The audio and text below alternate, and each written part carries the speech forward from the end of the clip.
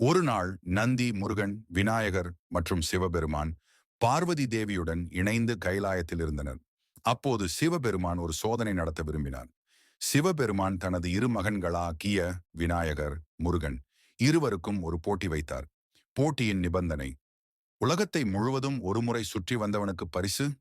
முருகப்பெருமான் மிக வேகமானவரும் உழைப்பாளியும் என்பதால் உடனே தனது மயில் வாகனத்தில் ஏறி பறக்கத் தொடங்கினார். அவர் புவியை சுற்றி விரைவாக சென்று கொண்டிருந்தார். ஆனால் விநாயகர் ஓட முடியாது, மிதமாக நடப்பவர். அதனால் அவர் சிறிது யோசித்தார். விநாயகர் ஒரு சிறிய புன்னகையுடன் சிவபெருமானையும் பார்வதி அம்மையையும் நோக்கி நடந்து வந்தார். அவர்களை சுற்றி 3 முறை நடந்தார். சிவபெருமான், "என்ன விநாயகா, நீ போட்டியில் கலந்து கொள்ளவில்லை?" என்று கேட்டார்.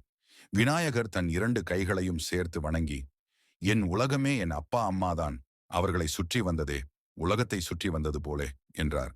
சிவபெருமானும் பார்வதியும் மகிழ்ந்தனர். அவர்கள் விநாயகரின் அறிவை பாராட்டி அவருக்கே பரிசை அளித்தனர். முருகன் பின்வருவதைக் கண்டபோது விநாயகரின் புத்திசாலித்தனத்துக்கு வியந்து விட்டார். இதனால் விநாயகர் புத்திக்குள்ள நாயகன் என்றும் முதல் பூஜை பெறும் தெய்வம் என்றும் மக்களால் போற்றப்பட்டார்.